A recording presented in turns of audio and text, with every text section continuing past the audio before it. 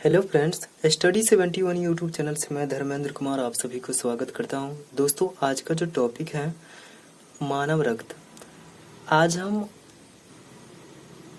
Human blood के बारे में पढ़ेंगे, जानेंगे। देखिए, रक्त का मतलब रुधिर या खून भी होता है। रक्त द्रव संयोजी ऊतक होता है क्योंकि संयोजी ऊतक इसे कनेक्टिव टिश्यू इसलिए कहा जाता है क्योंकि दूसरे ऊतकों को जोड़ करके रखता है। इसके बाद ये कोलाइडी होता है, अर्थात इसको छानने के बाद क्या होगा, ब्लड को छानने के बाद क्या होगा कि इसका कण कुछ छना जाएगा, जिसकी वजह से और इसका जो कण होगा 10⁻⁵ होगा। उसके बाद यहाँ पर पुरुष में ब्लड 5 से लेकर के 6 लीटर के आसपास होता है। उसके बाद महिलाओं में 500 ग्राम कम या आधा लीटर कम होता है।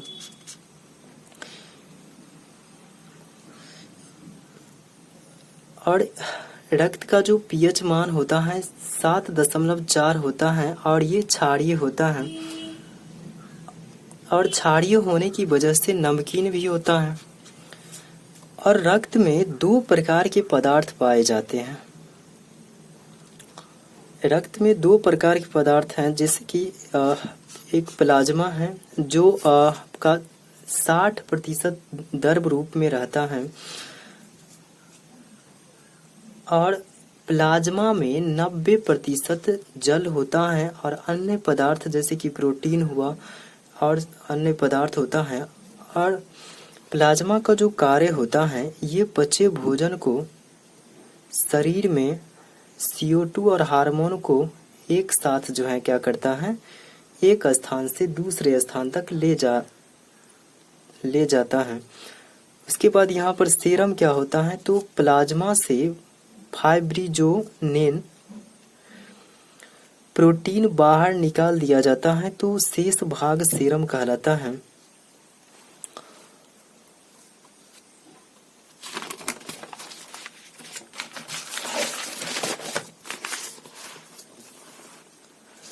उसके बाद यहाँ पर रक्त में जो दूसरा पदार्थ होता है वो होता है रुधिराणु।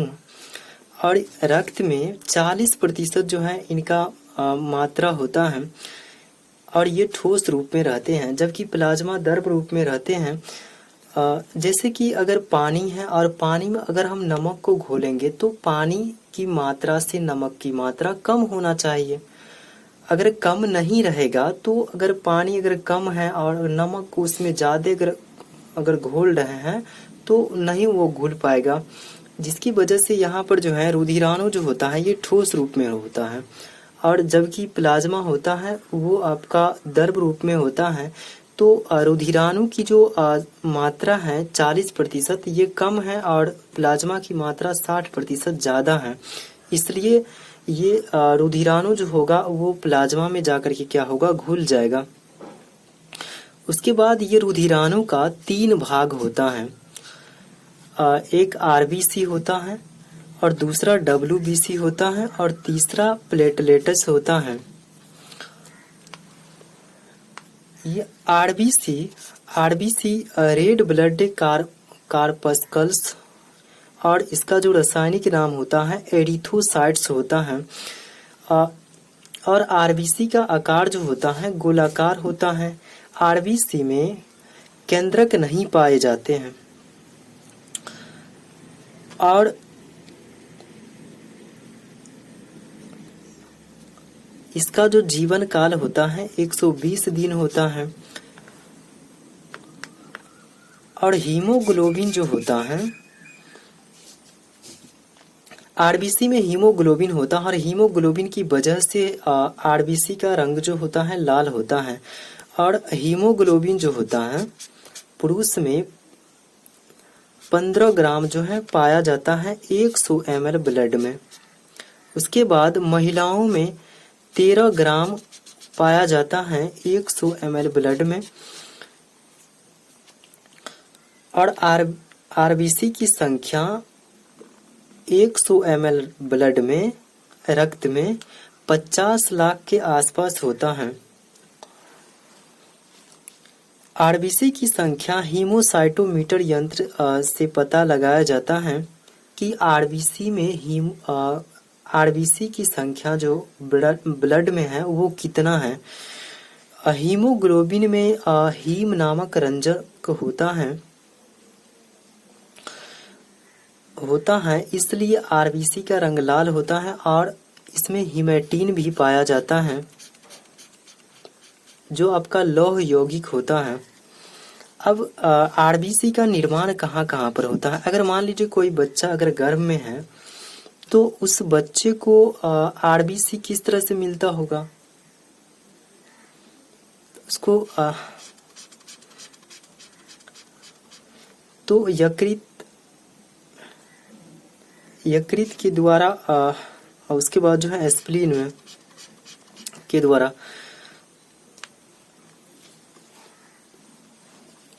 और आरबीसी का निर्माण जो है अस्थि मज्जा में भी होता है। अब अस्थि मज्जा का मतलब बोन मैरो का मतलब क्या होता है। हमारा जो बॉडी होता है, मानव का जो शरीर होता है या हमारा बॉडी होता है, इसमें जितने भी बड़ा बड़ा जो हड्डी होता है जैसे जांग की हड्डी हो गया, जो हमारा रीढ़ की हड्डी हो गया, ये सब बोन मैरो कहलाता है, अस्थि मज्जा है। और इसके अंदर जो है क्या होता है, ब्लड बनता रहता है। और अगर हीमोग्लोबिन की कमी हो जाता है तो कौन सा रोग होता है, तो हीमोग्लोबिन की कमी की वजह से एनीमिया रोग हो जाता है और ये ज़्यादातर महिलाओं में होता है। और महिलाओं में क्यों होता है, क्योंकि उसका जो मासिक धर्म होता है तो उसमें क्या होता है कि जो ज़्यादा ब्लीडिंग होने की वजह से उनमें खून की कमी हो जाता है। और वैसे भी उन लोग महिलाओं में आधा लीटर ब्लड कम होता है जिसकी वजह से उनमें खून की कमी होता है और एनीमिया रोग हो जाता है। अब यहाँ पर आरबीसी का कार्य क्या होता है। आरबीसी का कार्य जो होता है हमारे शरीर में ऑक्सीजन को पहुँचाना होता है और CO2 को बाहर लाना होता है। अब आरबीसी अगर मान लीजिए हमारे शरीर में अगर आरबीसी की कमी है तो उस आरबीसी को जो आपका रेड ब्लड कार्पल्स है उसको कैसे पूरा किया जाएगा। तो भोजन में हमें हरा फूल गोभी और सेम, उसके बाद जो है टमाटर, किशमिश और गाजर, बीन्स इत्यादि खाना चाहिए।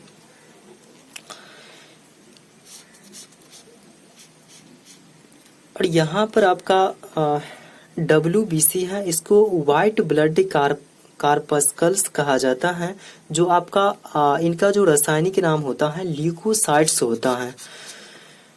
और इनका जो आकार होता है निश्चित नहीं होता है। मतलब निश्चित नहीं होने का मतलब होता है इसको जिस चीज में रखा जाता है ये उसी चीज का आकार का हो जाता है। तो ये द्रव अवस्था में होगा या तो गैस अवस्था में रहता है तो उसका आकार निश्चित नहीं होता है। लेकिन हम समझाने के लिए बता दिए, लेकिन इनका जो है WBC का आकार निश्चित नहीं होता है और इसमें जो है केंद्रक भी नहीं होता है। और इनका अगर लाइफ एज की अगर बात करें तो इसका 10 दिन होता है। WBC का निर्माण अस्थि मज्जा जो हमारे बॉडी का जो बड़े बड़े हड्डियां होती हैं, जैसे फीमर हो गया, जांग की हड्डी, उसके बाद लिम्फो नोड हो गया, तो इस सब में जो है क्या होता है कि ये WBC का निर्माण होता है। और ये WBC जो होता है वाइट ब्लड कार्पल्स, ये जो है ये वाइट ब्लड होता है और ये कॉकरोच सब में पाया जाता है। और WBC की संख्या 100 ml ब्लड में 11,000 होता है। और न्यूट्रोफिल्स क्या होता है, न्यूट्रोफिल्स क्या होता है, तो ये रोग को बढ़ाने वाले हमारे शरीर में जो रोग बढ़ाने वाले जीवाणु होते हैं उस जीवाणु को क्या करता है, ये खा जाता है,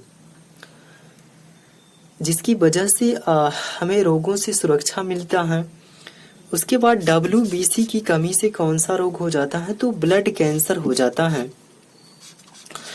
और ब्लड कैंसर होने की वजह से हमारा शरीर का जितना ब्लड होता है वो खराब हो जाता है, और सही समय पर अगर इलाज नहीं अगर होगा तो इस कंडीशन में क्या होता है कि उस रोगी को मृत्यु भी हो जाता है। अगर यहाँ पर WBC का अगर किस तरह से पूरा किया जाए तो अंगूर हो गया, सेब हो गया, टमाटर हो गया, पत्ता गोभी हो गया, नींबू हो गया, इस सब को खाने से जो है क्या होगा कि WBC की जो मात्रा है उनको जो है हम एक संतुलन बनाए रख सकते हैं। उसके बाद WBC का कार्य क्या होता है? तो WBC का जो कार्य होता है ये शरीर को रोग से बचाता है, इसलिए इसे शरीर का सुरक्षा गार्ड कहा जाता है। सुरक्षा गार्ड क्यों कहा जाता है? अगर मान लीजिए अगर कहीं पर अगर कोई मकान है और उस मकान को अगर कोई गार्डिंग कर रहा है तो उसका मकान को सुरक्षा दे रहा है, ठीक उसी तरह क्या करता है तो WBC हमारे शरीर को सुरक्षा गार्ड की तरह जो है हमें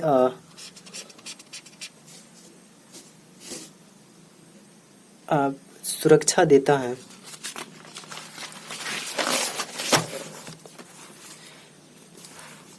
प्लेटलेट्स क्या होता है? रक्त बिंबाणु या थ्रोम्बोसाइट क्या होता है? इनका जो आकार होता है माइक्रो होता है या छोटा होता है। उसके बाद तथा ये रंगहीन होता है, ये भद्दा टाइप का होता है, इसमें केंद्रक नहीं होता है। उसके बाद इनका जो जीवन काल होता है ये 8 दिन का होता है। अगर 100 ml रक्त में प्लेटलेट्स की संख्या 1.5 लाख के आसपास होता है। रक्त को जमाने में प्लेटलेट्स जो होता है सहायक होता है। उसके बाद इनका जो निर्माण होता है अस्थि मज्जा हो गया।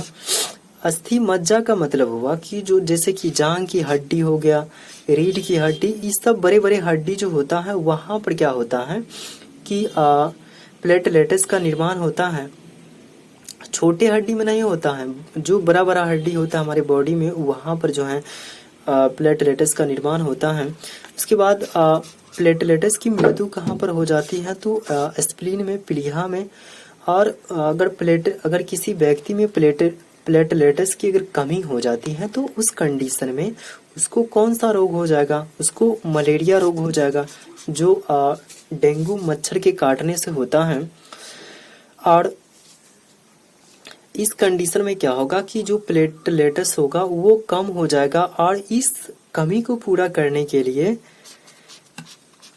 जो जैसे कि संतरा हो गया, अंगूर हो गया, उसके बाद शिमला मिर्च हो गया, गाजर हो गया, ये सब खाना चाहिए, तब जाकर के उसको हम मेंटेन रख सकते हैं। रक्त का कार्य क्या होता है?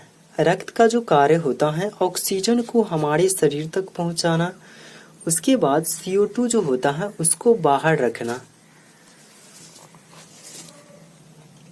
और शरीर के ताप को नियंत्रित करना। जैसे क्या होता है कि अगर किसी बाइक में अगर मोबिल नहीं रहता है या कम हो जाता है तो उसका जो इंजन होता है वो हीट होने लगता है, गर्म होने लगता है, और गर्म होने की वजह से वो धीरे धीरे क्या होता है कि वो इंजन खराब हो जाता है। तो ठीक उसी तरह क्या होगा कि एक मानव के लिए या मनुष्य के लिए शरीर में जो है ब्लड का होना, रक्त का होना बहुत आवश्यक होता है, क्योंकि हमारा शरीर का जो टेम्परेचर होता है उसको नियंत्रित करके रखता है, कंट्रोल करके रखता है। और उसके बाद जो यहाँ पर pH मान होता है उसको भी संतुलन बनाए रखता है। उसके बाद यहाँ पर आपका घाव हो गया, और जैसे क्या होता है कि अगर हमारा हाथ या पाँव या कहीं पर चोट या कहीं कट जाता है तो उसकी वजह से क्या होता है कि हमारा वहाँ से ब्लडिंग होने लगता है, और ब्लडिंग होने के बाद क्या होता है कि धीरे धीरे जो होता है कुछ देर के बाद जो होता है हमारा खून जो है बंद होने लगता है। जब बंद हो जाता है तो